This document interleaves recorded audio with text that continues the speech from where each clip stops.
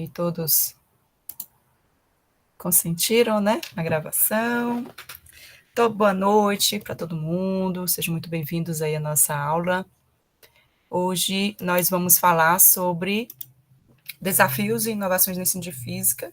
Vamos fazer aí um apanhado sobre a crise atual e até chegar nas metodologias ativas e como é que a gente pode utilizar aí essas metodologias em benefício tanto próprio, enquanto nós professores, como também para facilitar o aprendizado aí do nosso aluno, né?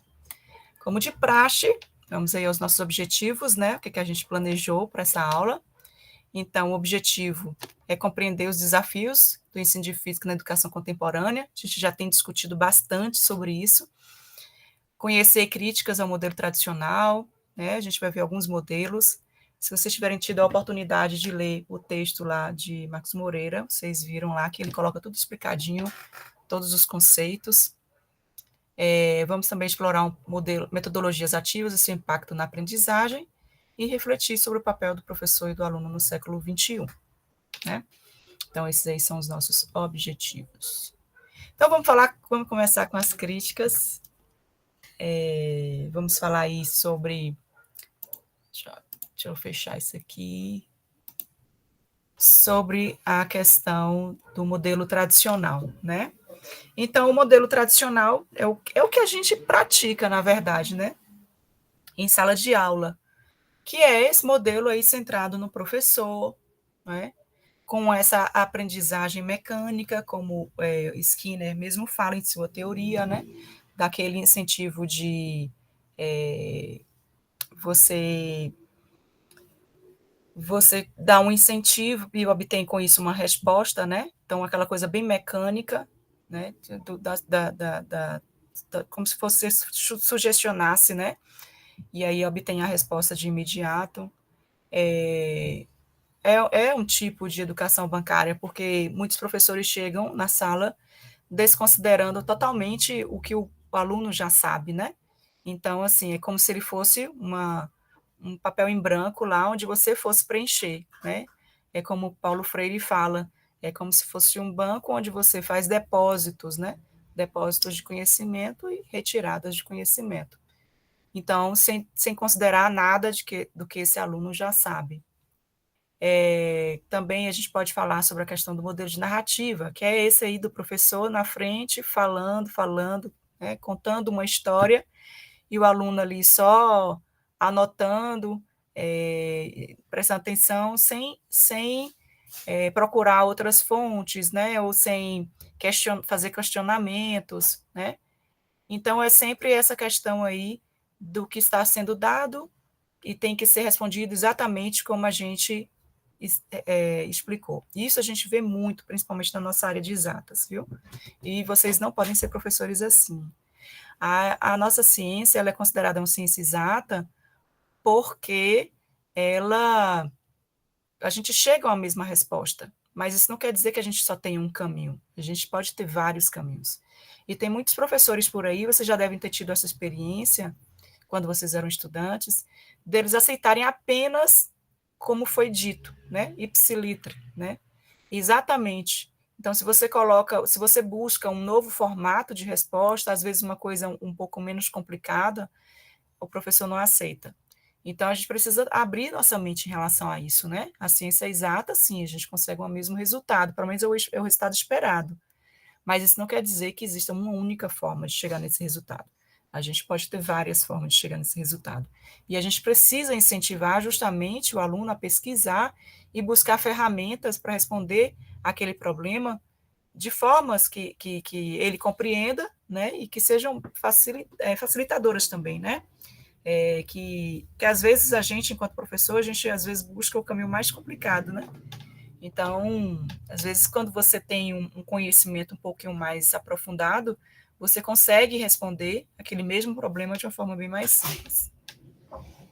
Então, isso aí é o que a gente chama de modelo tradicional.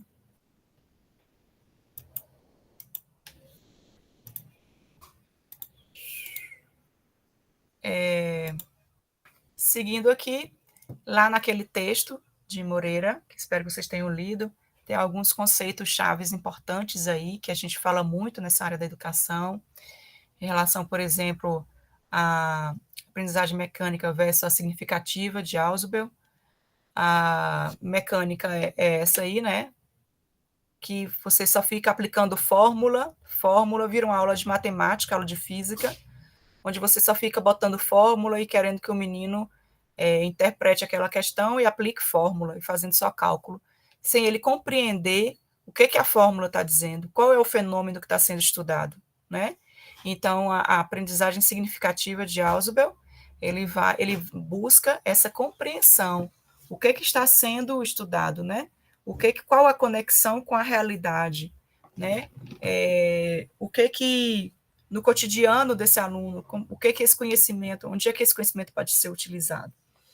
Então, a educação, os conceitos físicos, principalmente os fenômenos físicos, eles precisam ser compreendidos. A gente não é matemático, a gente é físico. A gente vai ensinar, demonstrar fenômenos físicos que podem ser repetidos, né? E que têm resultados esperados. Mas é interessante que você saiba do que você está falando, do que você está fazendo, né? Então, assim, não é uma aula de matemática onde você vai ficar naquela parte só operacional, aplicando fórmula, sem compreender o que aquilo ali está dizendo. É o que Freire fala de uma educação dialógica, né? Onde a gente consiga dialogar com a prática, refletindo sempre, né? O que você está estudando, o que você está aplicando, e para que você tenha aí um pensamento um pouco mais crítico. No texto lá também fala sobre a questão dos conceitos fora de foco, né? Onde é apresentado verdades absolutas. Uma outra coisa, né, que a gente precisa também, a gente viu lá em Filosofia da Ciência, né, como a ciência ela vai evoluindo no decorrer do tempo, então verdades que eram aceitas, né, como absolutas, elas podem cair. Então a gente precisa ter uma visão crítica em relação a tudo, inclusive o que a gente está estudando, né? Então, assim, esses conceitos fora de foco de Neil Postman, ele coloca uma verdade absoluta, causalidade simples, dicotomias rígidas, ou seja, é certo ou errado, né? Ou é isso ou aquilo outro. Então, assim, não existe. E hoje a gente sabe, a física quântica está aí para nos mostrar isso, né?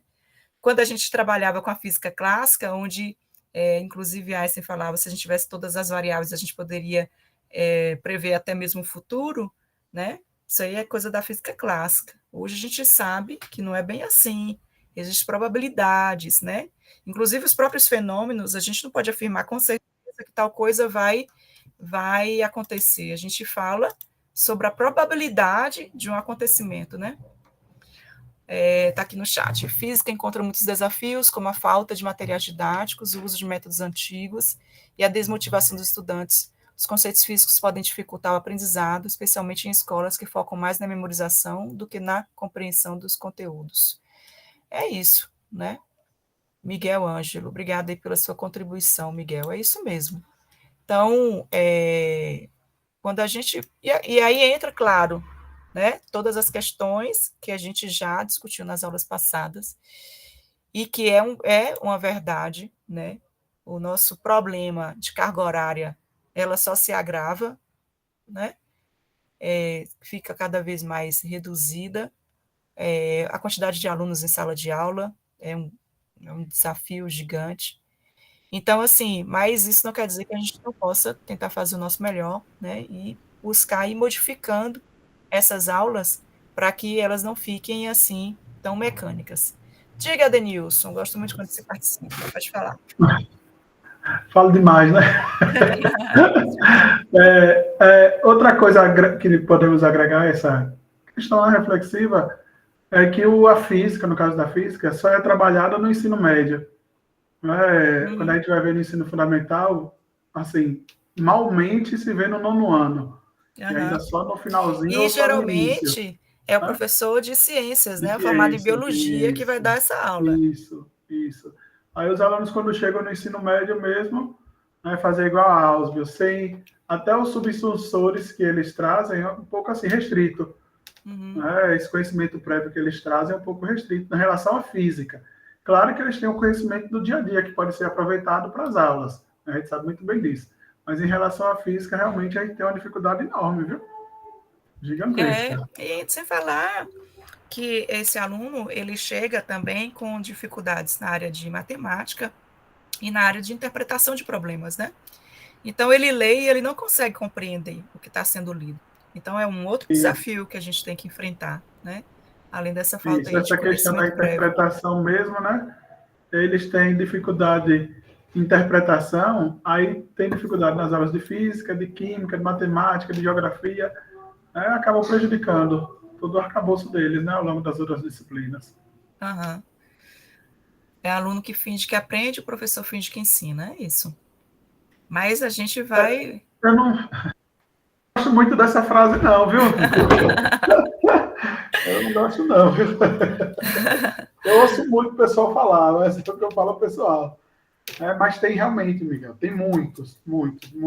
A gente sabe muito bem, né? Mas eu não gosto não.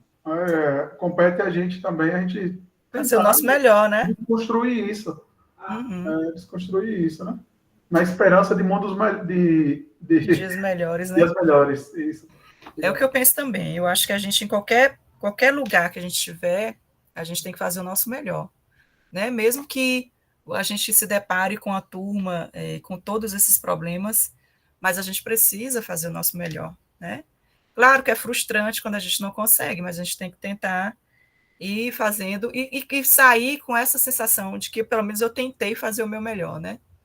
Isso. Sérgio Cortella vai dizer assim, professor, faça o seu melhor, enquanto o seu melhor não pode ser melhorado dentro das melhores condições que lhe são impostas. Exato. Então a gente tem que pensar assim também. E Miguel, então você é um cara, viu? Porque conseguiu aprender a física no cursinho, porque cursinho já é uma coisa assim mais dinâmica, né? Mais direcionada assim para resolução e tudo. Bacana. Então aí, Moreira ele defende essa aprendizagem, além de significativa, uma aprendizagem crítica, né? Ah, beleza. Bacharel. E agora resolveu fazer a licenciatura para fazer a complementação? Ah, beleza. É bom que você fique com as duas graduações. Então, ele fala não só nessa questão da compreensão, né, de dar significado às coisas, mas ele fala também da questão do questionamento, né? Você precisa ficar sempre questionando. É como a gente falou na aula passada sobre a questão da decolonialidade, né? Você vê, a gente pensa pouco sobre isso, né? O porquê que os físicos todos são europeus, né? Por que esses conceitos todos vêm da Europa?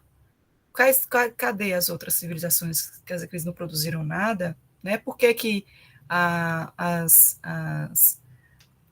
os conhecimentos tradicionais, né, das comunidades indígenas, por que, que eles não são tão desconsiderados? Né? Sendo que todo o nosso conhecimento vem de lá. Né? Você vê a questão da utilização de medicamento, a observação da natureza e dos fenômenos da natureza. Eles vêm dos povos indígenas, né? E a gente coloca como se fosse um conhecimento a ser, não é civilizado, não deve ser considerado, né? Muito pelo contrário, eles têm muito a nos dizer, né? Muito a nos explicar. Então, assim, a gente, enquanto físico, né, professor de física, muitas vezes a gente não se questiona sobre isso, né? Cadê as cientistas mulheres, né? A gente ouve falar de pouquíssimas, mas tem um bocado aí. Porque quando a gente vai procurar trabalhos, tem muitos trabalhos de homens, poucos de mulheres, sendo que a gente sabe que na educação superior existe mais mulheres do que homens, né? Cadê a produção? Por que essas mulheres são silenciadas? Então, isso aí é o que a gente deve ficar se questionando, né? E também levar essas questões para os nossos alunos para que a gente pense o porquê disso, né? O que está por trás disso? Por que essas pessoas são apagadas, né? Porque tantos trabalhos aí que foram realizados no continente africano, por exemplo, muitas pessoas idealizam o continente africano como se fosse um continente totalmente atrasado, né? E não é assim, né? Tem muita coisa boa, muito trabalho, muito bem feito, realizado lá, e que vale a pena a gente ter isso em nossos livros, mas que infelizmente a gente não vê, né? Então a gente acaba produzindo essas pessoas que acham que aquele conhecimento o que é civilizado só é o que vem da Europa, dos Estados Unidos, né? O restante não é considerado como conhecimento, né? Detentor, outros países, outras comunidades, outros povos não são considerados detentores do conhecimento. A própria Índia mesmo, que fez muitas contribuições na astronomia, na óptica, né? Mas a gente não vê isso nos nossos livros. Então, a gente precisa questionar o porquê sobre isso, né? E tentar e pesquisar, né, na medida do possível, para que a gente traga para a sala de aula essas outras contribuições. Então, a aprendizagem significativa crítica, ela parte daí, né? De você questionar, contextualizar, aplicar, né? E aí a gente pensa, né? Como é que deveria ser, então, o ensino de física? Né? A mudança proposta nos textos aí que a gente trouxe para hoje é que seja centrado no aluno, e não no professor enquanto detentor do conhecimento, mas centrado no aluno, no que aquele aluno ele precisa desenvolver, como é que ele pode contribuir, inclusive. Por exemplo, essas nossas aulas mesmo, é uma troca constante. Quantas vezes vocês já falaram coisas aí que eu não sabia e fui buscar a partir daí, né? Então, a gente troca, e isso é muito gostoso, né? Então, o professor não é o único detentor de conhecimento. Vocês têm todos aí a vivência de vocês, outras realidades, né? Realidades muitas vezes que eu ainda não tive a oportunidade de conhecer. E aí vocês trazem a experiência para cá e a gente ganha, e todo mundo ganha com isso, né? Outra questão também, né, em relação aos conteúdos. Claro que os conteúdos clássicos, eles são importantes, né? Mas tem tanta coisa interessante aí acontecendo nesse exato momento, né?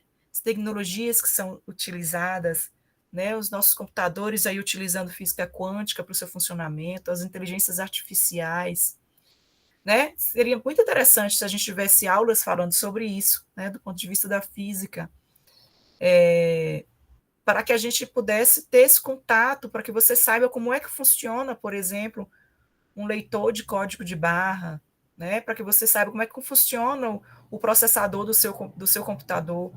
Porque, assim, quando a gente está no ensino médio, é ainda ensino básico, né? Então, o básico, ele vai nos dar a base para que a gente possa ir viver em sociedade, né? E a gente possa ir buscar nossas profissões. Então, assim, a gente precisa o básico, muitas vezes, é também ter conhecimento do que está ao nosso redor. Não é simplesmente falar de velocidade média, né, numa situação hipotética, como se a velocidade não fosse mudar nunca, sendo que a gente aí no nosso dia a dia, a gente está tendo contato com tantas tecnologias e a gente nem sabe que a física ela está envolvida nisso tudo, né? Então, acredito que se fosse feita uma reformulação, né, acrescentando esses conhecimentos contemporâneos aí, seria um ganho muito grande para todos nós, né? Não só, claro que isso aí requer uma remodulação, enfim. E também a necessidade de uso de tecnologias, né, em sala de aula. Infelizmente, a gente tem aí os celulares que são muito mal usados, né, para os nossos alunos. A gente, às vezes, pensa assim, o jovem, ele já nasceu com o celular na mão, né? Então ele já sabe usar, já manja tudo. Mas na prática a gente sabe que não é bem assim. Ele sabe usar redes sociais, né? Um ou outro que vai ter uma curiosidade a mais vai dominar outros conhecimentos. Eu digo isso assim porque foi uma experiência que nós vivemos aqui no IFBA, por exemplo, quando na época da pandemia, não vai latir. Desculpa aí, viu, gente? É esse cachorro. Na época da pandemia, onde a gente teve que fazer a inscrição dos alunos, porque vocês sabem que lá no IFBA eles entram por prova, né? E na época da pandemia, como não se podia fazer a prova, foi feito inscrições online, onde eles colocavam os documentos, e aí foi análise de histórico. E aí a gente viu a dificuldade que as pessoas tinham de anexar documentos, sabe? De colocar foto, por exemplo, a gente pedia que fosse colocado, como tem a questão das cotas, né, raciais, a gente pedia que fosse colocado fotos de frente e de perfil. Aí as pessoas colocavam a foto do perfil do Instagram, sabe? Então, assim, essas coisas que são assim, que a gente pensa assim, não, todo mundo domina. Na prática, não é bem assim. Eles não sabem mandar um e-mail, né? Então, assim, esse conhecimento que se tem de tecnologias não é exatamente eles não têm realmente um domínio, né? Eles sabem o básico, que é utilizar redes sociais, fazer um videozinho e nada mais, né? Às vezes uma coisa simples, como mandar um e-mail, né? Entrar numa plataforma, eles não conseguem, não dominam. E o uso de tecnologias em sala de aula poderia ajudar bastante isso. Além, obviamente, da gente ter a possibilidade de demonstrar determinados fenômenos que não poderiam ser demonstrados nem no laboratório físico, né? Por exemplo, um efeito, trabalhar com partículas, né? Você falar sobre campo elétrico, fazer uma demonstração, enfim. Então, essas simulações aí, elas ajudam muito, né? Na sala de aula aí, quando a gente tem condições de usar, obviamente. E aí a gente vai falar um pouquinho sobre as metodologias ativas. Então, por exemplo, o nosso plano mesmo de aula, da nossa disciplina, ela é baseada em metodologias ativas. Porque qual é a ideia? A ideia é que vocês leiam o material antes, né? Tenham todo o contato com o conteúdo, pesquisem sobre, vejam um vídeo, enfim, e que a gente venha aqui para a aula para discutir sobre isso, né? Trocar ideias, né? Falar, dar exemplos, né? Tirar as dúvidas, para que isso posteriormente seja transformado em conhecimento. Então, essas metodologias ativas são metodologias que o aluno ele está envolvido ativamente em todo o processo, né? Antes da aula, durante a aula e depois da aula. Então, a ideia é essa, né?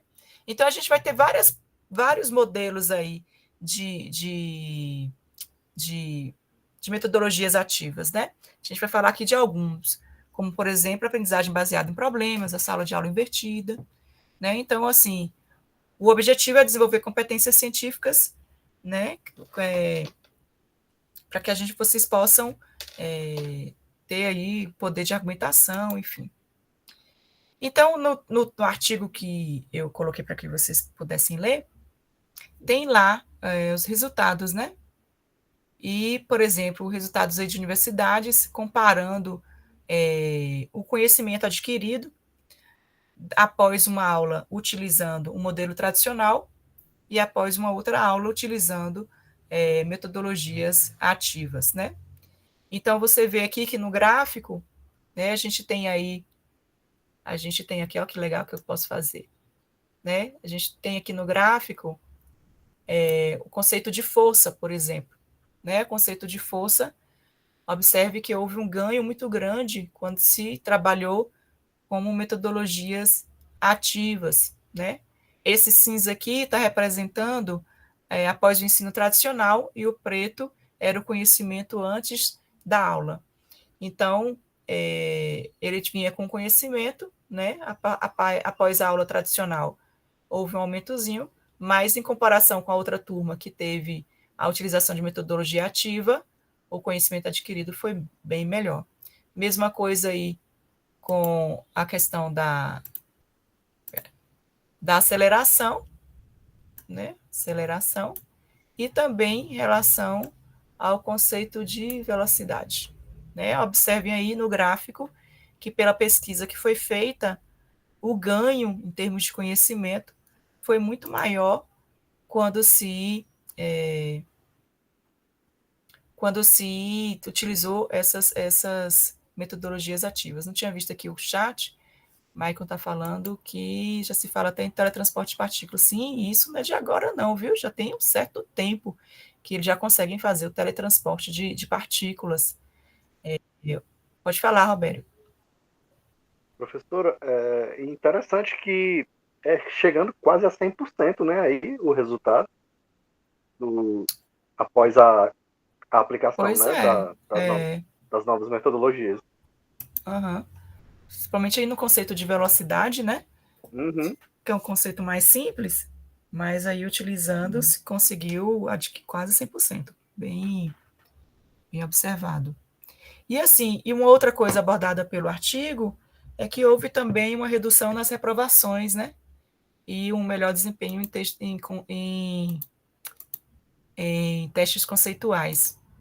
Então, aqui tem o gráfico onde mostra aqui, ó, a aula expositiva, o número de reprovações agora, e depois da utilização dessa aprendizagem considerada ativa, né? Então, houve uma redução aí dessas reprovações.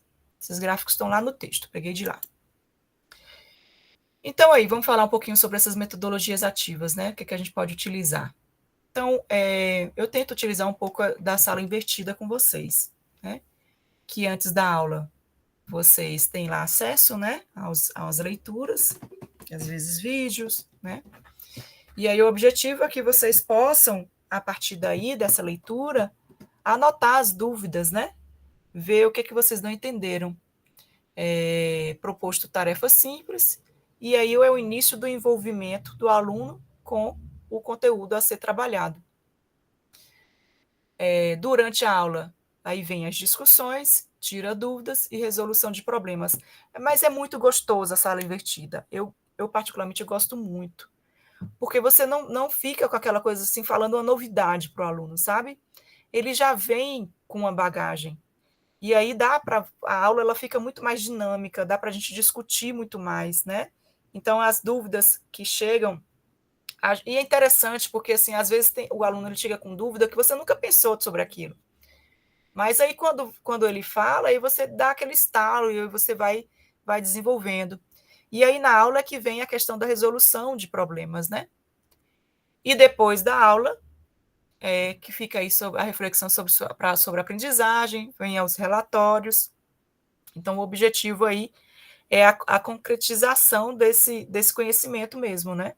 Porque antes você deu uma pesquisada na aula, você tirou suas dúvidas, resolveu problemas, e aí depois você sai com esse conhecimento aí mais concretizado. Pode falar, Edivaldo.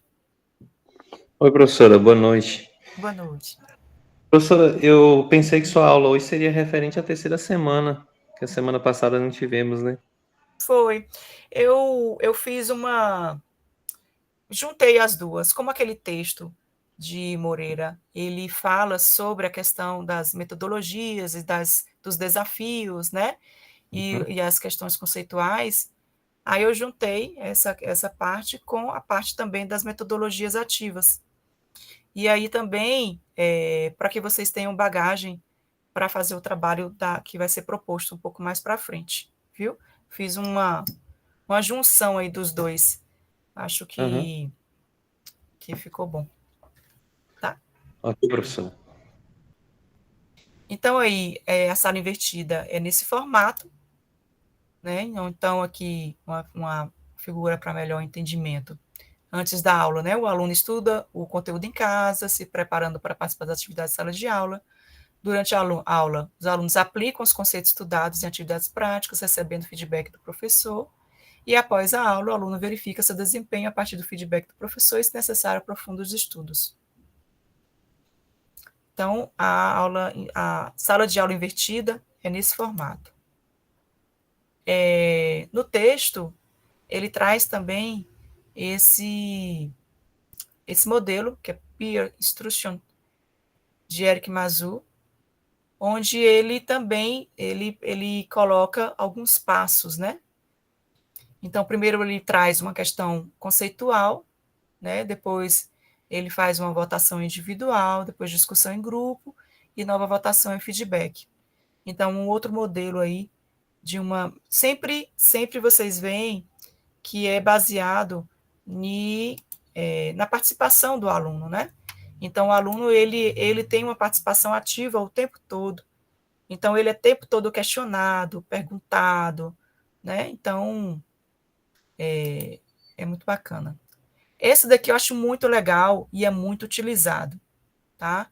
Que é a aprendizagem baseada em problemas. Vocês já devem ter ouvido falar. Vou até passar esse videozinho aqui que fala um pouquinho e depois eu comento.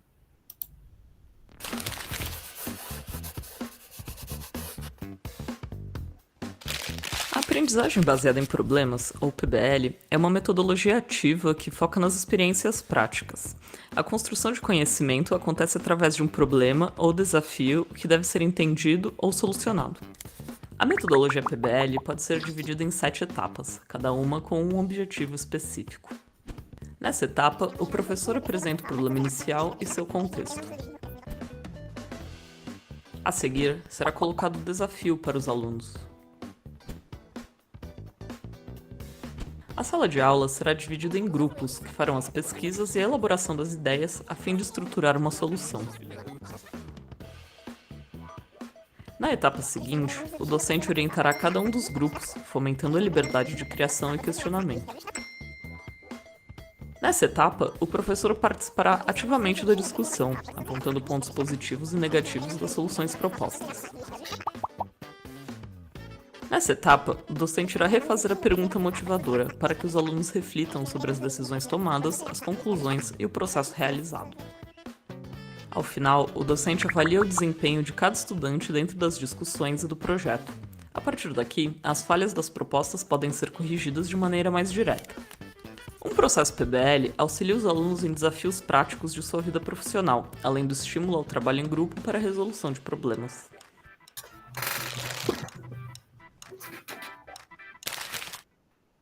Então aí vocês viram que esse aprendizagem baseada em problemas, eles são o professor ele chega com o problema e juntamente com os alunos eles vão tentar resolver esse problema, né? É um trabalho bem em equipe aí.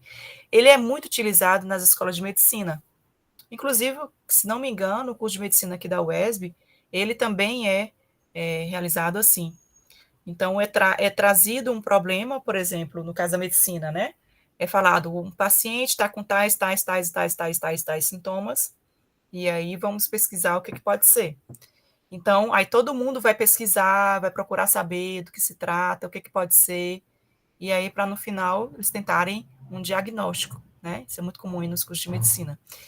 E aí, assim, no nosso caso, seria como se a gente chegasse com um problema, né? Por exemplo, como resolver o problema de energia, né?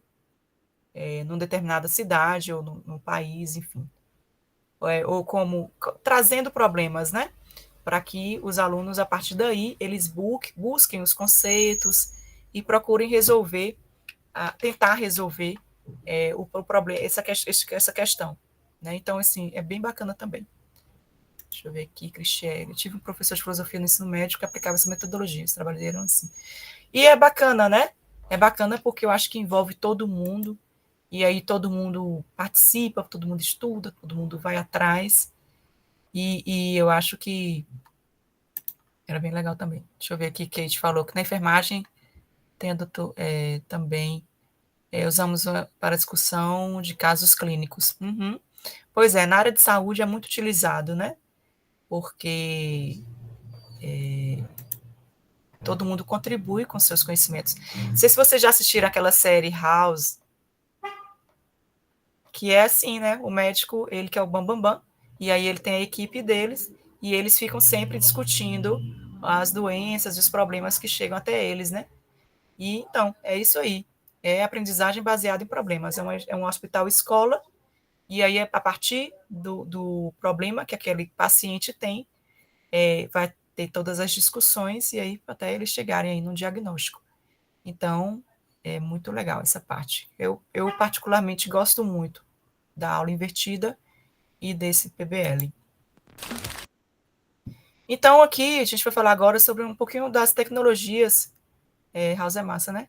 Também gosto. Tecnologias no ensino. Aqui são sugestões, tá?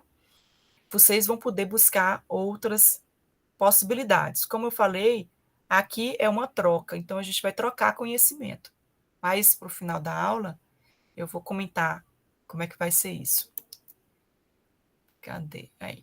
Eu trouxe esse vídeo aqui porque esse rapaz, ele faz algumas sugestões. Como esse slide eu vou passar para vocês, no próximo slide eu coloco os links desses simuladores digitais que podem ser utilizados. E eles são muito bacanas, assim. Deixa eu passar aqui para que vocês possam ver. Para você que é estudante, já teve aquela sensação de que a física é muito teórica? Tem dificuldade para visualizar aquilo que o professor está ensinando? E para você que é professor, já teve aquela vontade de levar um experimento para a sala, mas que por algum motivo ficou inviável? Senta aí que esse vídeo é para você.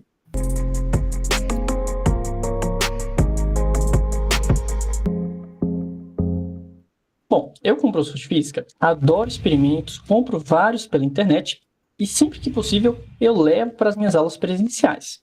Mas a verdade é que muitos deles são impraticáveis, ou por serem muito caros, por serem perigosos, complexos demais para você montar ali em uma aula, e é aí que entram os simuladores. Eu vou mostrar para você 4 simuladores gratuitos que, na minha opinião, são os melhores de física. Começando pelo meu preferido, que é o site do GeoGebra. Na verdade, esse site é mais voltado para matemática. A maioria dos materiais aqui são de matemática. Se você já entrar aqui nessa aba de materiais e descer aqui a barra de rolagem, já vão aparecer vários simuladores de matemática muito legais também. Para achar os materiais de física, é só você vir aqui em pesquisar materiais. Então, por exemplo, vou pesquisar por ondas. E já vão aparecer vários simuladores envolvendo ondas, né? Aí você vai entrando em cada um deles e vai vendo o que cada um deles faz. Alguns não serão em português, mas não tem problema nenhum. E aqui vai uma dica. Se você colocar o meu nome, aqui ó, Thales Quirino Medeiros, já vão aparecer vários simuladores que eu mesmo fiz ou que eu já adaptei e fiz a tradução de outros materiais que estavam em inglês, por exemplo. Então, para mim, o GeoGebra é muito legal justamente porque você consegue, de fato, editar da forma que você achar melhor. Você consegue realmente interagir muito com aquele simulador. Eu vou abrir aqui um para você dar uma olhadinha. Eu gosto muito desse aqui, ó, de lentes esféricas. Então, você tem aqui a lente esférica, a lente convergente, tem aqui todas as orientações, né, de como é que você pode usar corretamente. Eu consigo colocar os raios de luz para aparecer, consigo colocar a imagem, aí eu posso ficar mexendo aqui na posição do objeto. Então, é um simulador mesmo, você consegue realmente simular aquilo da forma que você acha melhor. E para você que é professor, isso é essencial numa aula. Você vai dando a aula e vai mostrando caso a caso aqui das imagens e assim por diante. Se você quiser, você pode baixar esses programas e aí você baixa também o programa do GeoGebra, né, para você poder acessar isso de forma offline. Então isso também é uma vantagem enorme desse site. Se você vai dar aula em algum lugar que você não sabe se vai ter internet, é só baixar o programa antes de ir para a aula, chega lá que ele vai funcionar tranquilamente. Então tá aqui, GeoGebra para mim é um dos melhores. Outro aqui bem famosinho é o PhET, né, o site do PhET. Aqui é só você pesquisar também no Google, vai aparecer bem rapidinho um dos primeiros links. E o legal do PhET é que ele é mais bonito, né? Ele tem ali uma coisa bem colorida mesmo, né? Os simuladores são mais bem trabalhados. E também não tem só de física, né? Você já pode ver aqui no cantinho que a gente tem química, matemática, ciências da terra, biologia. Dá para filtrar também por nível educacional, idioma, enfim. Tem todos os filtros aqui para você olhar depois. Eu já selecionei todos os de física, que já dá para separar também nos subtópicos, né? Movimento, ondas, trabalho, etc. Tem uns que saíram super recentemente, né? Eles até colocam aqui, ó, como sendo novo. E tem vários aqui, se você for descendo, tem de todos os assuntos praticamente. Tem muito simulador bacana. Alguns você consegue acessar direto pelo navegador. Outros vai pedir para você baixar. E aí você tem que ter o Java instalado no seu computador. Eu vou abrir um aqui para você ver como que funciona mais ou menos. Eu gosto muito desse aqui, ó, que é o gerador. Só clicar, ele vai carregar a página do gerador, tem algumas informações, né, sobre esse simulador, quais são os tópicos, né, os objetivos. Então, para você que é professor, isso também é muito legal. E esse aqui, por ser mais antigo, na hora que eu clicar, ele pede 2 opções, né? Ele dá a primeira opção para você abrir direto no navegador, ou você tem a opção também de fazer o download. Eu vou clicar na primeira para abrir direto no navegador. Aí pode ser que demore um pouquinho, tá? Eu vou cortar essa parte do vídeo. Ok, já foi carregado, não demora muito. E aqui a gente tem um simulador de eletromagnetismo, né? A gente pode brincar aqui um pouquinho sobre campo magnético, indução eletromagnética. Então já estou aqui na parte de gerador, né? Tem outras abas aqui também para você fazer, tipo uma etapa por etapa mesmo, até chegar no gerador. Mas eu vou mostrar aqui direto o gerador. A gente tem aqui, ó, mostrar campo, mostrar bússola, você pode brincar aqui nessas configurações. E eu abro essa torneirinha, em cima começa a rotacionar e ele mostra a indução eletromagnética acontecendo, aquela variação do campo magnético que induz uma corrente no circuito, fazendo essa lâmpada acender. E quanto mais rápido eu produzo essa variação, maior a intensidade da corrente elétrica induzida. Então isso aqui numa aula é muito legal, é muito massa, os alunos adoram. E para você também que é estudante, você pode usar isso como revisão. Se você teve muita dificuldade na aula, então no pós-aula você procura aqui um simulador do assunto e vai brincando, vai mexendo, porque por conta própria, né, você consegue entender muito dos conceitos que foram passados na aula. Vamos para o top 3. Esse aqui já não é mais em português, é esse site Vasak, não sei como é que pronuncia corretamente. Tem vários idiomas para você selecionar e tem aqui um português de Portugal. Não recomendo muito, eu vou deixar em inglês mesmo, eu prefiro nesse formato. E esse aqui é bem parecido também com o PhET, ele é mais bonitinho, é todo colorido, né, os simuladores são mais bem trabalhados, só que você também não consegue ter muita interação com o simulador, você não consegue alterar os parâmetros, na verdade a maioria deles você só consegue pausar, acelerar o vídeo, né, ou deixar o vídeo mais lento. Mas mesmo assim é muito legal, tem muitos simuladores, tem de tudo também, é só você ir procurando aqui, ó. Tem de vários temas, mecânica, ondas, elerodinâmica, tem de tudo, ó. Vários circuitos elétricos aqui. Tem um bem bacana que eu vou abrir para a gente dar uma olhadinha, que é de ótica. Aqui, ó, acomodação visual. Só deixa eu sair um pouquinho da frente. Aqui a gente tem, ó, um botãozinho para você poder apertar, né, e pausar o vídeo. Aqui tem também essa barra, né, que eu vou chamar, para poder mexer, né, na posição aqui onde você quiser. E mostrando, por exemplo, como funciona a acomodação visual do nosso olho. Né? Aqui a gente tem a lente do nosso olho, né, o famoso cristalino. Vêm os raios de luz, passam pela lente do seu olho e produzem a imagem real lá na sua retina.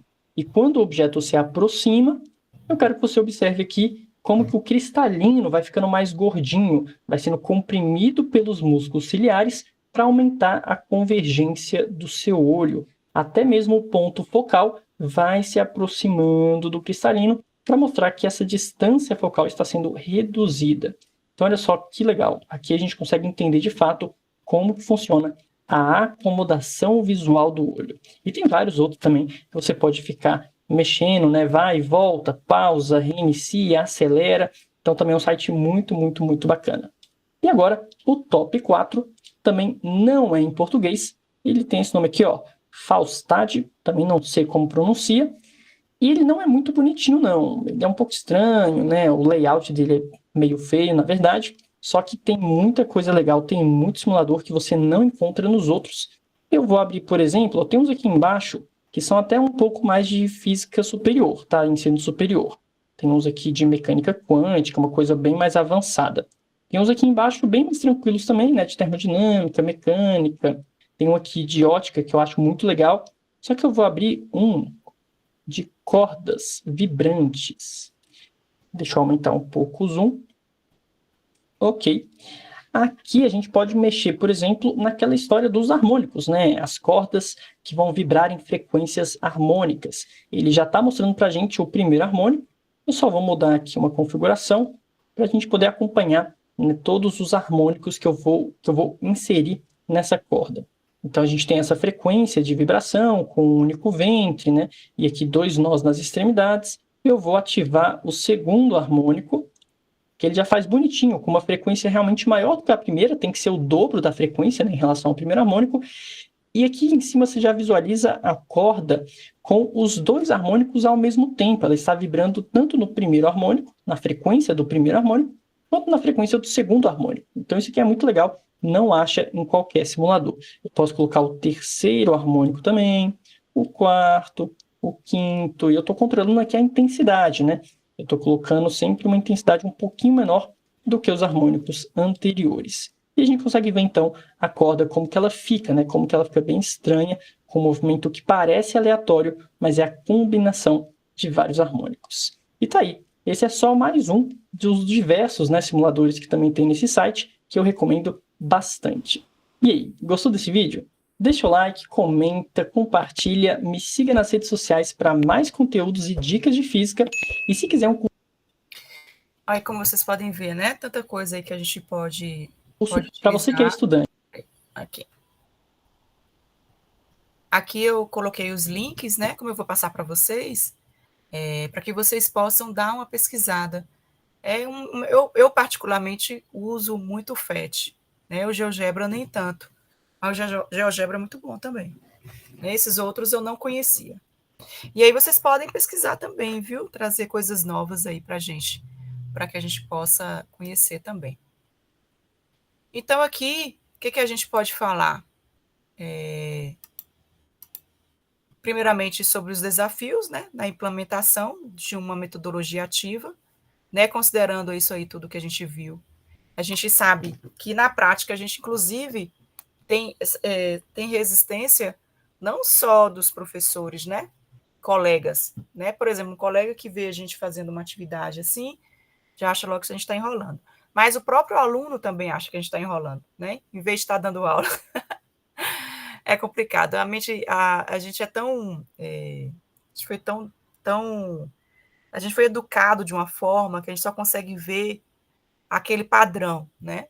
Então, qualquer mudança de metodologia é encarado muitas vezes como sendo enrolação, né? Agora, né, já abriu minha mente naquele nosso trabalho. Então, a gente enfrenta muita resistência, né, da parte dos alunos e dos próprios professores. A gente se esbarra nessa questão da infraestrutura, né? E também a pressão por conteúdos tradicionais. Porque, afinal de contas, a gente tem os exames nacionais, né? Que a gente também já falou, que eles empurram o conteúdo para ser dado de uma forma e só ter que ser trabalhado daquela forma. Claro que o Enem, o formato do Enem, é um formato mais interdisciplinar, né, que requer uma metodologia um pouco mais crítica, né, significativa e crítica. Né? Mas a gente sabe que, infelizmente, nem todo mundo, hoje os nossos jovens, eles não estão mais interessados na universidade, né? São poucos. Infelizmente, tem escolas aí que, inclusive, professores estão desestimulando seus alunos a fazerem vestibular.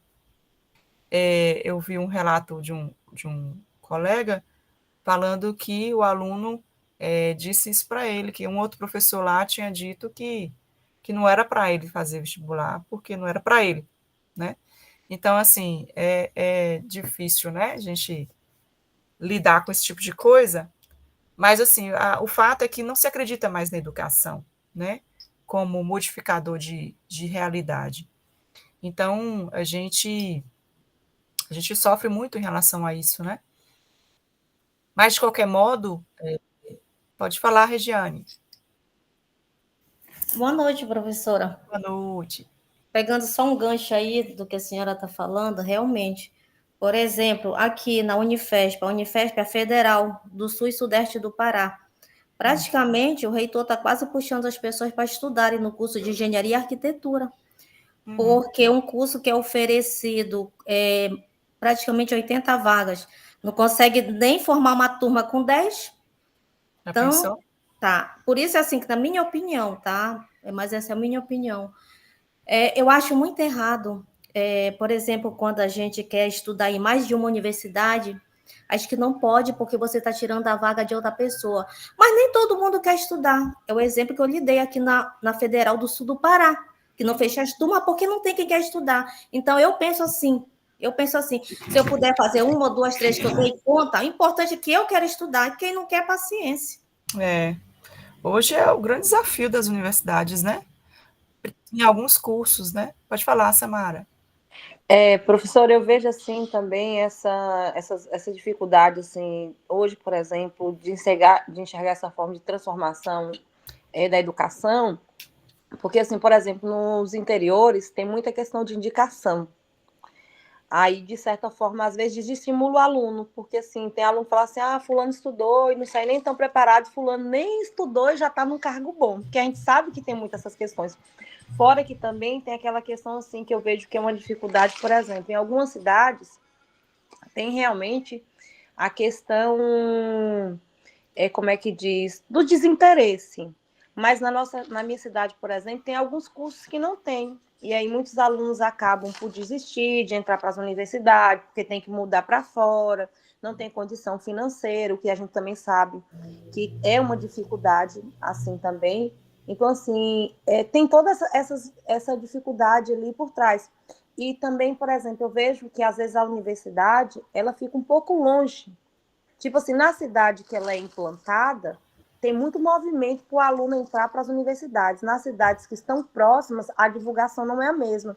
Por exemplo, na escola que eu trabalhei, que ela tem foco assim, no ensino médio, teve uma universidade, eu acho que, tipo assim, um professor lá que estava administrando, assim, um dos administradores, que foram divulgar. Aí a gente percebeu, tipo assim, para motivar o aluno a enfrentar, tipo assim, tem alunos que não conhecem a questão de que às vezes entra para uma universidade pública, que ele dentro tem um sistema para ele poder se manter. Tem universidades que já têm, como é que diz, e também tem a falta do desestímulo dos professores também. Porque, por exemplo, como a senhora falou, tem aquela questão de que às vezes o aluno, ele, naquele momento que você está ali, ele às vezes não tem perfil de ir para a universidade. Mas às vezes ele sai dali, ele tem um estalo dali, você vai motivando, e quando pensa que não, às vezes aquele aluno que você não dá nada, de certa forma, é um aluno que pensa que quando você olha ali, ele está dentro da universidade, está fazendo direito, está estudando, por exemplo. Eu tive vários casos de alunos, por exemplo, que eram aqueles alunos bagunceiros, alunos que, de certa forma, você não via perfil, porque, de certa forma, eles nem queriam estudar direito.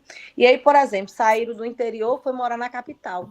Aí saíram daquele círculo, daquela bolha que eles estavam ali, e parece que dali eles enxergaram outras oportunidades, e quando voltaram, já voltaram com curso de engenharia. Já pensou? Então, assim, essa questão dos desafios, igual a senhora colocou aí também, aos desafios dos alunos, a questão da resistência dos professores por coisas novas, porque dá trabalho. E aí, muitas vezes, o professor, ele acomoda, porque ele já entrou para o cargo dele, ele já passou ali, ele já é professor, por exemplo, efetivo, assim, e ele não quer mexer com mais nada, porque parece que a missão dele só foi entrar para o concurso e trabalhar ali. Tem a questão da dificuldade, como é que diz, de infraestrutura. Por exemplo, um projeto desse, uma aula dessa para você fazer, você tem que ter um planejamento bem adequado. Por quê? Porque, por exemplo, você vai projetar isso, você precisa de um data show, às vezes é um data show sozinho para a escola toda. Você tem que reservar 1 mês, 2 ali para poder dar certo. Que é uma dificuldade também que a gente enfrenta, por exemplo, nas escolas, é que nem toda sala de aula tem data show, para você planejar sua aula e você já montar. Tem colegas que eu já vi que desiste, até mesmo, porque só aquela burocracia toda de você montar data show, carregar fio, como é que diz, carregar a extensão toda, ele já vai 10, 15 minutos da aula. E ele não quer toda a aula, tá subindo e descendo com data show para tudo quanto é lado. Então, uma aula dessa é boa, só que tem que ter um planejamento, e a falta de estrutura que a gente enfrenta, muitas das vezes, é enorme. Quando a senhora falou essa questão das avaliações externas, por exemplo, é empurrado para o professor que ele tem que dar avaliação para o aluno. Muitas vezes você nem consegue preparar direito o aluno ali, porque ele chegou no início do ano, aí já coloca aquelas avaliações, e você tem a pressão, por exemplo, de separar seu conteúdo que você estava trabalhando, para trabalhar o conteúdo das avaliações externas, que muitas vezes não tem nada a ver com aquele capítulo que você está dando, mas você tem que fazer uma revisão. Então, são muitos desafios. Assim, eu conheço colegas de trabalho que, mesmo com esses desafios, elas conseguem trabalhar com tudo isso, que são professores tirados, assim, de certa forma, que gostam muito de projeto. É nessa parte dos professores que gostam mais de desenvolver projetos que realmente você vê o professor trabalhando. Mas também conheço muito colega de trabalho, por exemplo, que só de ter trabalho ele não quer trabalhar com essas questões, com essas novas tecnologias. A gente encontra vários tipos de profissionais, né? Aquele que já está cansado de tentar, aquele que já desistiu. Pode falar, Denilson. Só a título de informação, né, que Regiane falou que hoje tem uma lei, né, de 2009, que proíbe a gente de cursar 2 graduações em universidades públicas ao mesmo tempo, ou 2 pós, né? No mesmo grau. Exato, do mesmo grau. Tem até um projeto de lei, Regiane, tramitando, né, na Câmara, para que façam a permissão, né, em algumas situações, para que seja permitido. Eu estou acompanhando, porque também é interesse meu, Regiane. Interesse, né? Às vezes a gente vê, né, alguns cursos com vagas disponíveis, a gente querendo estudar e as universidades aí, sem conseguir formar turmas, como a Regiane falou. Então, assim, eu estou acompanhando, né, até o projeto já teve algumas discussões. Aí é bom você também, Regiane, né, que tem esse interesse, estar acompanhando. Viu? Depois dê uma olhadinha. E assim, a gente que gosta de estudar, a gente fica... Porque hoje é tão mais fácil, né? O acesso. É verdade. Só complementando aí, eu sou uma que eu fico pesquisando na internet. Fico mesmo, eu gosto de estudar, tá?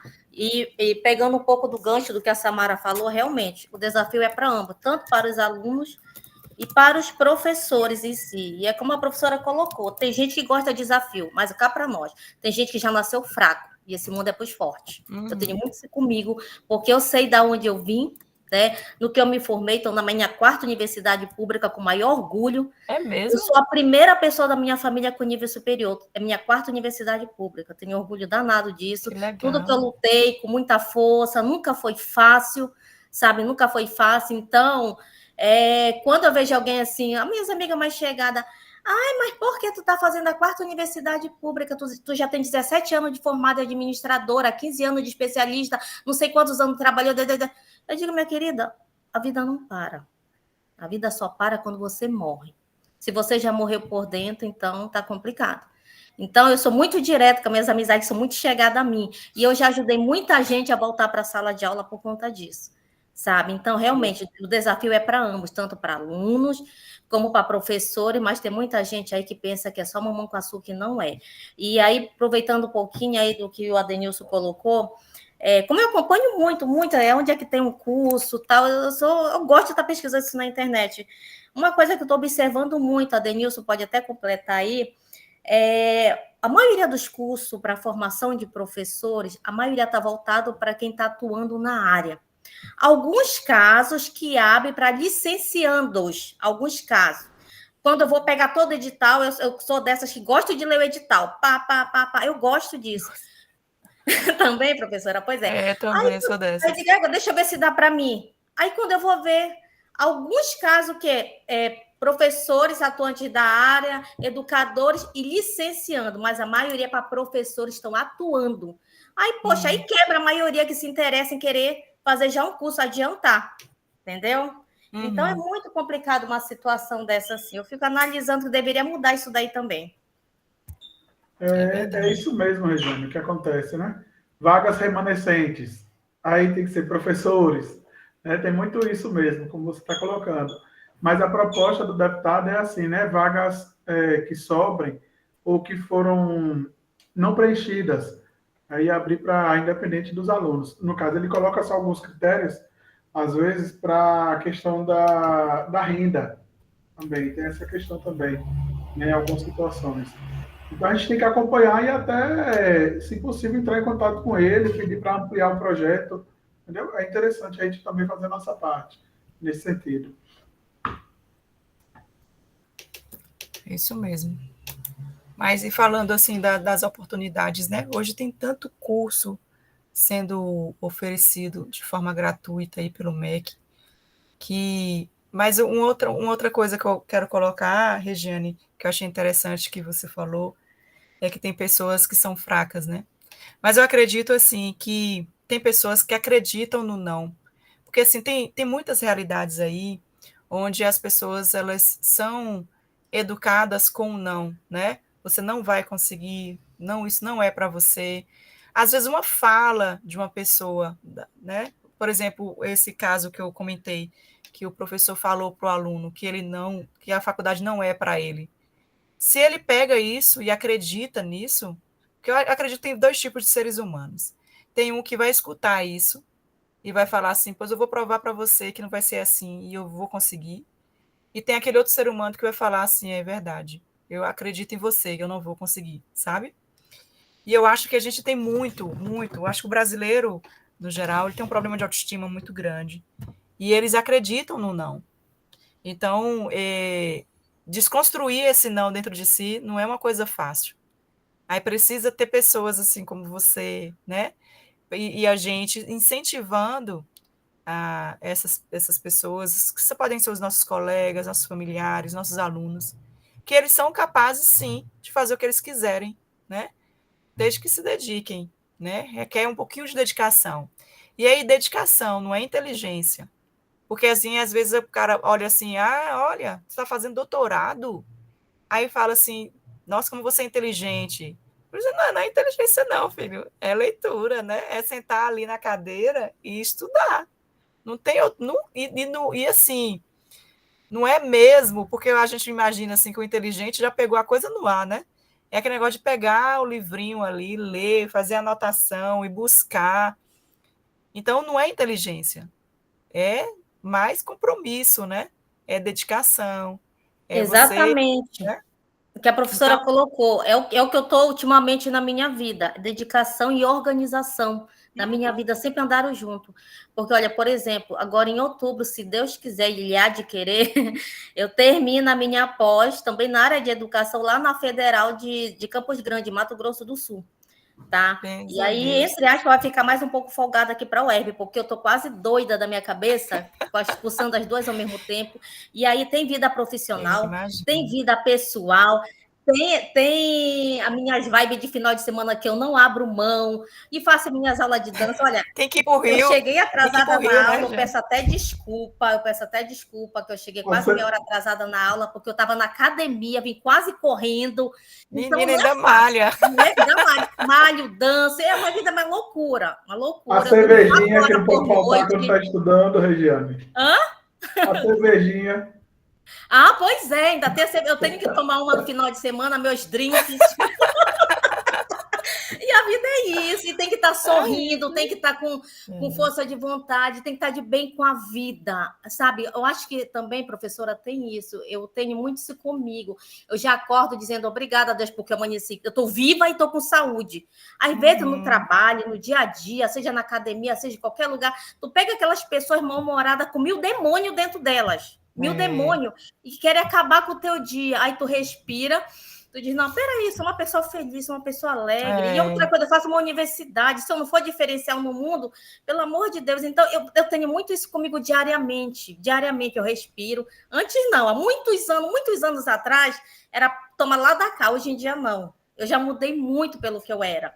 Né? E principalmente, eu vou rapidinho, só para dizer uma para vocês aqui, por que eu mudei muito. Antes da pandemia, né, eu pegava 2 ônibus para ir para o meu trabalho. 2 ônibus para ir, 2 para vir. Tá. Até que um dia o ônibus estava lotado, feito uma lata de sardinha, que aqui em Belém os ônibus são socados, tá? E aí uma pessoa mal-humorada, não sei o que deu nela, eu estava com uma bolsa, e a minha bolsa simplesmente encostou no ombro dela. Passou um rapaz por trás de mim, e sem querer me empurrou e minha bolsa encostou no ombro dessa moça. Essa moça se levantou com ódio nos olhos, olhou para mim, chamou aquele nome que eu não vou dizer aqui, disse aqui, agora sente você aí. Imediatamente, ela se levantou, passou por trás das minhas costas, me deu um beliscão na minha espinhal, que eu só faltei, desculpa falar, só faltei eu me mijar de tanta dor, dor. A impressão que me deu que aquela mulher tinha enfiado alguma coisa na minha costa. A sorte dela, porque eu também sou mãe e sou avó, tá? Apesar que o pessoal acha que não aparece, que eu sou uma avó meio doidona. Mas aí a sorte dela que ela estava acompanhada de uma criança de quase ou menos 5 anos de idade, aquela criança se tremeu todinha, eu olhei para aquela criança, eu só tive 1 segundo para pensar, 1 segundo, porque eu só fiz olhar para ela e dizer, a tua sorte que tu tá com essa criança, senão eu ia para uma delegacia agora e tu ia para o hospital. Então, quer dizer, aquela região que eu fui um tempo atrás mudou muito. Mas de lá para cá, eu não sei mais o que é andar de ônibus na minha vida. Não sei por quê. Por causa desse tipo de pessoa que, infelizmente, amanhece o dia com 1000 demônios e a gente é obrigado a estar passando por essa situação. Então, hoje em dia, eu reflito no meu trabalho. Hoje em dia, até na faculdade, eu também tento refletir com algumas coisas. Na academia, onde eu estou, porque não é fácil, professora, não é fácil. Não é fácil. É isso. E saber que tem mais a ver com a pessoa, né? Esse mau humor, essa situação aí que essa pessoa tá, tem a ver com ela e não com você, né? Acho que a gente precisa partir sempre desse princípio, assim, quando a pessoa ela nos distrata de forma gratuita, a gente tem que respirar e falar assim, ela deve estar num dia ruim, não tem nada a ver comigo, né? E vamos seguir nossa vida. Porque a gente não pode ficar retendo tudo para a gente, não, levando tudo para o pessoal, né? Na sala de aula mesmo, quantas vezes, né? A gente pega aquele aluno ali que está extremamente mal-humorado, né? Respondão. E se a gente for absorver essa energia, a gente adoece, né? Então a gente precisa sempre fazer Eu passo por uma situação dessa na UERJ, colegas estão sabendo aí, não vou citar nome, enfim, há um ano, né? Eu sendo paraense, eu estou sendo hostilizada, isso já se tornou uma certa sindicância dentro da própria instituição UERJ, que a Cananda está resolvendo, eu estou resolvendo aqui pelo Pará do meu jeito, mas é uma coisa que é gritante, né? As pessoas já estão vendo, coisas assim que tu para, eu fico analisando, eu digo, meu Deus, graças a Deus que eu sou uma outra Regiane. Eu respiro quando eu vejo aquelas gracinhas, aquela coisa, eu digo, como é que o ser humano, em vez de me acolher por ser do outro estado, por ser do Pará, o cara assim achou de gratuitamente me atacar de cada jeito. Eu fico olhando aquilo ali, eu digo, não, deixa ele com os demônios dele lá, que eu sei quem eu sou uma pessoa do bem. E a gente se depara com esses seres por aí, né? Mas é isso, não deixa, não absorva, não. Tem mais a ver com essa pessoa do que qualquer outra coisa, né? Tem nada a ver com você. E quem não foi no Pará, precisa ir, porque o Pará é muito lindo. Eu fui já tem uns anos, acho que tem uns 5 anos que eu não vou. Mas quando eu fui, nossa senhora, eu fiquei apaixonada. Os rios, tem rios assim que você não consegue ver o outro lado, parece mar, né? E o horário da chuva, né? As pessoas marcam as coisas para antes da chuva, depois da chuva. A nossa famosa chuva, professora, tanto faz estar no inverno como no verão, todo dia ela cai. Nossa culinária é maravilhosa, nossas danças, nossos carimbó, tudo é maravilhoso. Quando puderem, venham ao Pará, que quem vem ao Pará ficou. Tomou açaí, tacacá, ficou. Aí eu falo, o povo daqui fica tomando açaí, eu falo assim, isso aqui não é açaí. Açaí é completamente diferente, né? Porque os daqui é cheio de açúcar, cheio de coisa. E o do Pará isso, o nosso açaí é batido na hora, aí tomam com a farinha baguda, que a gente chama aqui, ou com a farinha tapioca. O verdadeiro açaí do paraense mesmo. É completamente diferente do que é vendido por aqui. Pois é, mas bora continuar, né?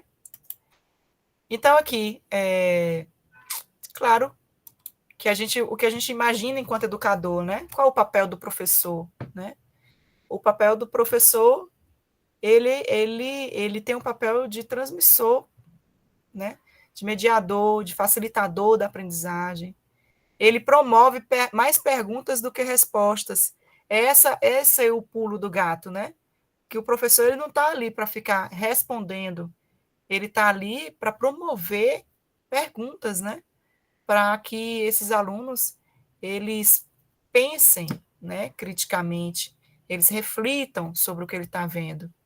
Eu coloquei esse pensamento aí de Paulo Freire, que ele fala que ensinar não é transferir conhecimento, mas criar as possibilidades para a sua própria produção ou a sua construção, né? Então, assim, a gente não é, o nosso papel, apesar de parecer que a gente é detentor do conhecimento e está ali apenas para fazer os depósitos bancários, né, na cabeça dos alunos, mas o nosso papel não é esse. Nosso papel é tentar, na medida do possível, desenvolver um pensamento lógico, crítico, né? Porque, assim, muitas vezes os alunos perguntam assim, para que isso aqui, gente? Para que eu estou estudando isso? Não vou usar isso mais nunca na vida. Mas ele não sabe que ali ele está desenvolvendo pensamento lógico, né? E além do pensamento lógico, a gente também pode contribuir para o desenvolvimento do pensamento crítico dele. Então, o nosso papel enquanto professor é isso, né? De ser mediador, né, desse conhecimento, né, de mediar, né? Não é de transmitir, é de mediar, né? Muitas pessoas, elas criticam esse termo de facilitador, acha que o facilitador vai facilitar a vida do menino em alguma coisa, e tem professor que odeia facilitar as coisas, mas é uma bobagem isso, né? Porque a gente entra como facilitador da aprendizagem, né? A gente está querendo ali mediar o conhecimento para que aquele aluno ele consiga compreender o que está sendo estudado, o que está sendo trabalhado ali. Enfim, o nosso papel é esse, né, enquanto educador. E aí, eu coloquei aqui o fórum da semana. Esse fórum da semana, ele tem uma pontuação maior, né? Você vê aí que ele tem 3 perguntas, né? Então, ele fala o seguinte, né? Quais metodologias ativas, como sala de aula invertida, aprendizagem baseada em problemas, instrução pelos colegas, você considera mais promissora para o ensino de física e por quê? Acho que John colocou aí, não colocou não, John? Como as tecnologias digitais podem ser integradas ao ensino de física para promover uma aprendizagem mais ativa e significativa? Quais são os principais obstáculos para a implementação de metodologias ativas em sala de aula, especialmente no contexto da educação básica? Então, eu quero que vocês reflitam sobre isso e coloquem aí no fórum da semana sobre essas questões aí, viu? De forma bem crítica mesmo, façam as contribuições. Bora aproveitar agora esses últimos minutinhos da aula. Fala. Pode falar. Eu ia falar assim, professora, assim, né, eu particularmente, né, quando eu olhei as questões assim, eu fiquei pensando que eu vou ter muita dificuldade para respondê-las, porque, assim, a gente está no início ainda no curso de física, sabe? Está no segundo semestre. Aí tem coisa dentro da física, claro que eu vou pensar naquilo que eu já vi, né? Eu sei disso. A gente vai pensar até onde a gente estudou. Mas é isso, eu queria tentar pensar mais além, aí eu vou ter essa dificuldade. Porque tem assuntos ainda que a gente não tem noção. Aí, quando a senhora estava mostrando mesmo os simuladores, eu falei, rapaz, tem coisa aqui que o cara está falando que eu estou voando, viu? Né? A parte de Vocês já viram quais disciplinas direcionadas de física mesmo? De física mesmo, só foi introdução à física e física 1. Só, então, muito pouco ainda. E física 1 ainda foi bem complexa, né? Não sei se... Movimento, né? Movimento uniforme. Então isso. Vocês vão fazer... e laboratório também, né? Vocês tiveram... Vocês vão fazer baseado nisso aí que vocês viram. Claro, se tiver condições de buscar outros conhecimentos, ótimo. Mas se não tiver, não tem problema. Vai aí, baseado no que vocês tiverem acesso. Viu? Deixa eu colocar agora aqui a atividade da próxima semana. Deixa eu ver onde é que está.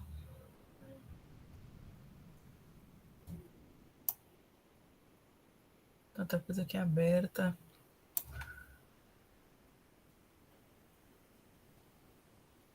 Tá aqui no Drive. Aqui.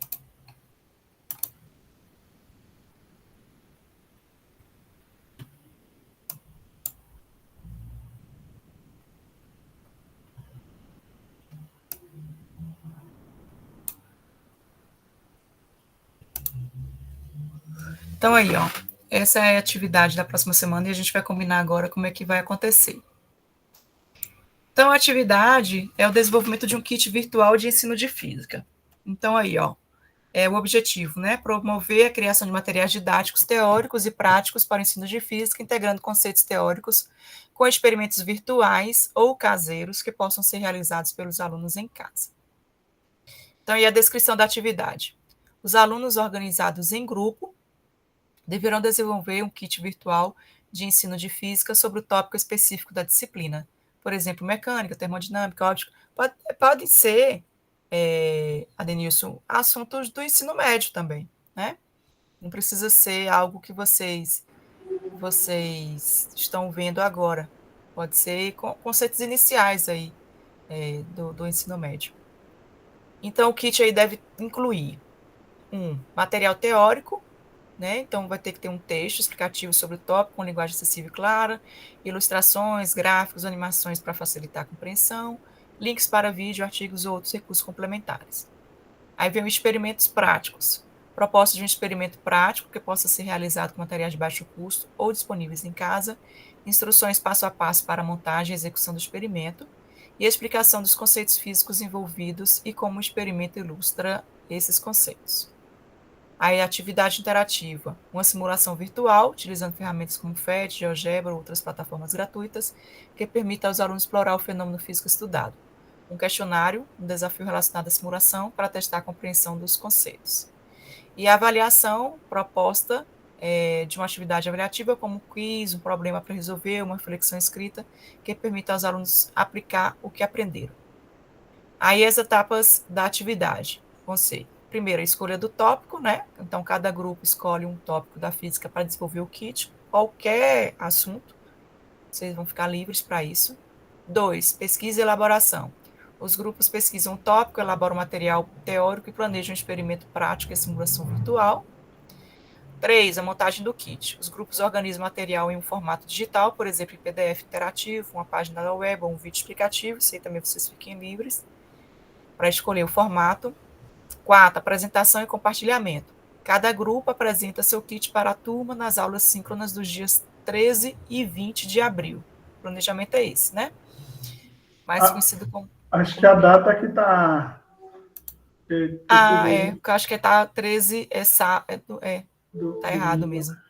Então vai ser o quê? 10 e 17, mas a gente vai combinar aqui agora. Os kits são compartilhados em toda a turma, criando um banco de recursos didáticos. Aí, depois, vem o feedback e melhorias, né? Os grupos recebem feedback dos colegas e do professor e fazem ajustes finais do material. E recursos necessários são as ferramentas de autoria digital, como Canva, Google Slide, enfim, plataforma de simulação virtual, que vocês podem escolher, ferramentas de comunicação, e aqui a avaliação de como vai ser. Observe que são 4 itens, então cada item vai valer 2,5 pontos. Então, o primeiro item é a qualidade do material teórico, então, clareza, profundidade, correção científica. Segundo item é criatividade e viabilidade do experimento prático. Terceiro item, funcionalidade e interatividade da simulação virtual. E 4 item, engajamento na apresentação e no feedback dos colegas. Então, assim, está dentro da nota o feedback, né? Então, lá no Moodle, se não me engano, eu criei o espaçozinho para que vocês possam colocar o feedback. Estou olhando aqui. O feedback entre grupos, né? Então, ou seja, na próxima aula, isso a gente vai combinar agora. Os grupos podem ser de 3, 4 pessoas, onde vocês vão montar esses kits e apresentar. E aí eu quero saber de vocês. Vocês acreditam que tem como preparar esse material agora para o dia 10? Ou a gente deixa a aula do dia 10 para que vocês se organizem, preparem isso e coloquem as apresentações para o dia 17? Professora, eu acho, deixa eu logo adiantar, no nosso caso aqui, o nosso grupo já está formado, que é o mesmo grupo de um ano atrás, quando a senhora deu aula de filosofia. Joia. É o mesmo grupo. A gente já começou, por isso que eu compartilhei lá no chat com o Miguel, porque aquele seu vídeo fez eu instalar uma outra ideia aqui na minha cabeça. Tá, mas eu acho que ainda está muito em cima, até porque tem fórum ainda para a gente responder, né? Agora da sua aula, que vai encerrar dia 9, o fórum abre hoje e encerra dia 9, tá? Eu posso prorrogar também o tempo do fórum. Pois é, aí tem que pedir, aproveitar que o John está aí, se ele puder abrir, porque tá para hoje e estava para o encerramento dia 9. Uhum. Né? Eu mudo aqui, eu boto um pouco mais para frente. Pode falar, Robério. Professora, eu corroborando aí com o que a Regiane falou, também prefiro na outra semana, no caso dia 17, não é isso? Uhum. Mas é só mesmo por uma questão pessoal, porque na próxima semana eu vou passar a semana inteira viajando, aí vai ficar meio complicado de sentar para elaborar, né? O material. Aí somente por esse motivo, acho que casou bem aí, né? Com com o pedido da Regiane. Acho que ficaria mais interessante para o dia 17. Pronto. Então, assim, inclusive, se por um acaso acontecer alguma coisa no 17 e vocês não puderem apresentar, vocês procurem fazer um videozinho, fazendo a demonstração, né? Porque aí a gente pode passar na aula. Aí envia um pouco antes para John, viu, John? E aí ele me passa e a gente pode passar o videozinho. Porque o ideal é que o que eu quero mesmo é que todo mundo participe, né? Faça os seus vídeos, inclusive quem não está assistindo essa aula nesse exato momento e for assistir depois e não puder estar aqui na quinta porque trabalha, prepara o vídeo, manda para John. Porque a nossa ideia é que a gente assista a apresentação de todo mundo e para que a gente possa fazer as nossas contribuições. Então, lá tem um fórumzinho que são os feedbacks, né? Então, o que a gente vai fazer de forma muito respeitosa é sugerir. Tá fechado ainda, né? Vou abrir. É sugerir melhorias, né? Ou então fazer sugestões de que pode acrescentar alguma coisa, né? Ou falar assim, olha, eu acho que esse conceito não foi muito bem apresentado, né? O nosso objetivo é que a gente tenha uma base de dados, inclusive para troca mesmo, para que vocês possam aprender o que está sendo ali apresentado e também ficar com isso guardado para que vocês possam utilizar numa prática futura, né? Então, assim, o objetivo é que a gente tenha essa troca, tá? Então, o dia 10 vai ficar reservado, então, para que vocês possam construir esse material. Então, a gente não vai ter esse momento síncrono, tá? Porque vocês vão estar dedicados a esse trabalho. E aí a gente volta no dia 17, passando os vídeos, fazendo as apresentações, tá bom? E aí, na outra semana, pode ser que a gente... fale. Não, eu ia perguntar quantos minutos para cada equipe, porque para a gente não se estender também muito, né? Eu acho que 10 minutos. 10, né? Pronto. Né? E é suficiente para vocês fazerem a apresentação aí do kit de vocês. E outra coisa, vocês estão tendo, ao mesmo tempo, além da prática, como componente curricular, vocês estão vendo psicologia da aprendizagem, né? Isso. Qual é o dia da semana que vocês têm aula de psicologia da aprendizagem? Ela é totalmente EAD, pronto. Aí então não tem aula. Não tem momento síncrono, não? Não. Ah, que ótimo. Então, assim, a gente pode combinar, se por um acaso não der tempo de apresentar todo mundo, um outro dia, ou na sexta ou no sábado, para que a gente finalize, né, as apresentações. Porque depois dessa, aí tem um outro trabalho que também vão ser apresentações, que aí vai ser de aula mesmo. Aí a gente pode também, para poder fechar. Viu? Mas aí a gente combina tudo direitinho. O de aula também será em equipe. Sim, em dupla. Dupla. A gente pode até abrir para a equipe, né? Porque permanecer a mesma equipe. Viu? Eu tinha planejado inicialmente o dupla, mas a gente pode abrir para a equipe mesmo. Tá bom? Ô, professora. Diga. Oi, boa noite. Boa noite. A gente tem um grupo que são 5 pessoas. Para não desfocar ninguém, tem como a gente permanecer com esse grupo? Pode ficar 5. Tudo bem. Então, a gente coloca um número máximo de 5 pessoas. Tá bom? Que aí você já é demais. Obrigada. Viu? Então, fica combinado assim, né? Todo mundo compreendeu. Dia 10, a gente não tem o nosso momento síncrono. E aí, dia 17 é que aparece aí com as apresentações. Se porventura não der tempo todo mundo apresentar, a gente marca uma nova data, ou para o dia 18, dia 19, na outra semana, para que a gente possa fechar essas apresentações. Tá bom? Pode, Beatriz, pode fazer, se você não sentir, por conta dessa distância, né? Não quiser fazer com ninguém, era mais fácil em grupo, né? Porque aí vocês dividem tarefas, mas se você se sentir mais à vontade de fazer individual, não vejo problema, não. Tá bom? E aí, gente, alguma dúvida?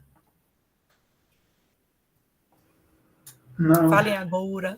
Não. Se surgir alguma questão na construção... Agradeço pelo dia 17. particularmente falando aqui, tá bom? Tá certo. Obrigado.